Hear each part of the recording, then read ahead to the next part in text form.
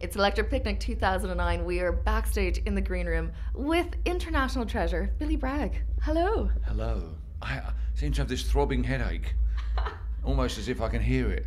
Dance music. Is that what it is? Boom, boom. Yeah, there's no escape, there's no escape. I took my lad to a festival last year and we camped out and he said, Dad, when do they turn the music off? I said, they don't, mate. That's the thing about festivals. This will be going when you wake up, and it was. So. Take him to the silent disco for peace. Yeah, silent disco. Well, there is no silent disco here, is there? Listen to that bass drum. Oof. It wasn't interfering with your show, though, I hope. No. Fortunately, I have a setting on my guitar, which is Kill All Disco. I hate that. When you're next to the disco tent, I mean, the idea of some Burke playing records being louder than me, forget it. No way is it going to happen. I'll just go up to 11. I'll shut those. I can make this kind of noise. Oi, mate, I'm a legend. Shut it. I'm a legend. Yeah. I'm a punk rocker. You don't have to be a legend, but just I'm a punk rocker. I'm not going to come second to some geezer playing records. Bit of respect. Thank you. Yeah, absolutely. And was respect paid? I heard rave reviews. Yeah, it was brilliant. I think it's been my best festival this summer. I think in that tent, really great. You know, when I saw the running order and the weather, I was a bit worried because I thought, Kid Creole was on at the same time. And, I'm not sure I'd go and see Billy Bragg if I had to choose between Billy Bragg and Kid Creole. But the tent was packed, people were singing along, and they pulled a really good show out of me because they were so enthusiastic. I really let rip, and it was just great. It was one of those days when you come on stage thinking, I love my job. I love my job. Oh, hooray. Yeah. Good. Well, I'm glad that you had that in Strad Valley. I did, exactly. Really good. Because the thing is, for you, you've got so much to choose from. So many different things. Yeah. And you do the odd cover as well. I heard there was a bit of a Carpenter's Dylan competition. There was. We had a vote. I used to be a busker.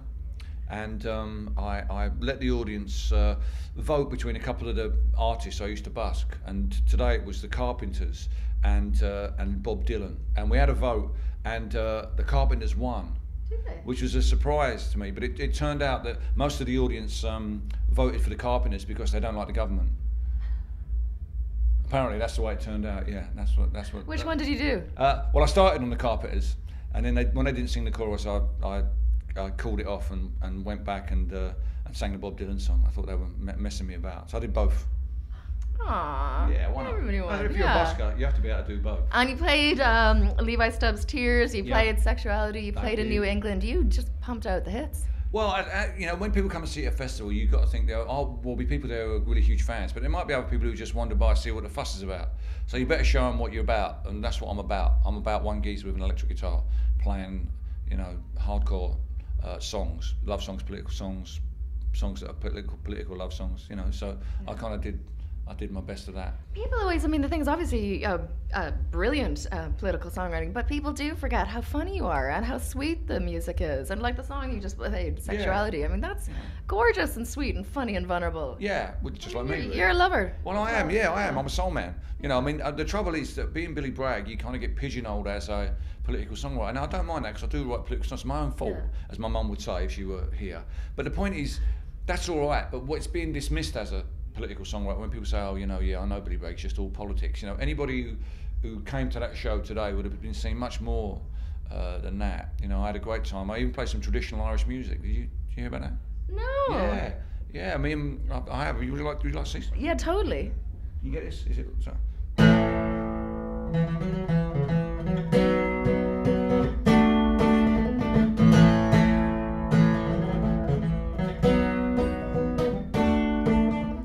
Teaching my son. Thin Lizzy, deadly. My son, who's learned to play guitar, came to ask me if I knew the chords to The Boys Are Back in Town, and we got that far together. So if anyone knows what happens next, please send on chords on a postcard, because the tabs on the internet are just pony. It's a pony.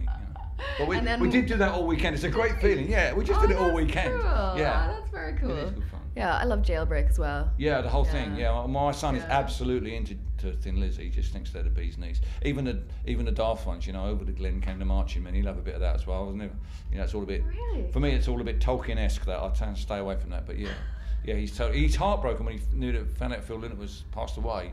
It's a bit of a shock, isn't it? If you suddenly get into a band and you think, oh, great music, and then you hear not only have they broken up, but the guy who wrote all the great songs. You're never going to get to see him. Never going to get to see him. So he's crestfallen. So. Aw, good taste. Well, I suppose proper order, Yeah, I mean, great songs are great songs. It doesn't matter how old you are when you hear that riff. What would happen though if all of a sudden your kids were into, I don't know, something dreadful? Would you be mortified if they were into boy bands? Well, Would you be like, they're not in this house? well, I have a son who won't support West Ham United, despite the fact I bought him a kit and everything. He's like, you have to live with it. You can't force him. I'm just very fortunate that he likes great music. I mean, he's a huge Specials fan, so we've been to see the Specials twice already this year. I don't know if they've come to. Have they been to Ireland yet? Well, I think were they at Oxygen? They were at Oxygen, and then there's Madness at this festival. Madness this one, yeah. So I'm fortunate. He likes. There's not. He did come up. I will be honest. He did come up to me one day and ask me if I'd heard of a band called Kansas, because his mate was playing some song called Wayward Son, which I never heard. So I just said, no, I've never heard of him. And he said, oh, really? I said, no. He said, I bet they're on the internet. I said, no, probably not. He said, would you Google them? I said, no, I can't. I felt bad. But there's some things you can't have. You don't want to encourage. Well, you don't want sort of pump rock in your house, do you? Before you know long, you'd be growing his hair and listening to Rush or something. Yeah, or Barbie Girl or something dreadful. Rush. Oh, geez. Right, yeah, exactly. You know what I'm saying? Yeah, See where we're going there? Yeah, you know, REO Speedwagon. Barbie Girl I can deal with because it's throwaway. You can deal with that, but it's the portentous haircut that comes with. REO Speedwagon, tug at the heartstrings, power ballad type rock. Yeah. No. Let's not go back there. Let's stick with the Who. Yeah, okay. The first thing you learned to play was Bubba O'Reilly by the Who, because it's only three chords. Quite complicated, no, isn't it? The keyboard bit's complicated, but the chords themselves, it's really just sort of like.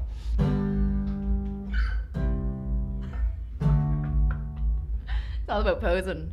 It's all about and he got that down really well. He kind of got his hint off a Guitar Player 3, and then kind of upgraded to a real guitar. Clever.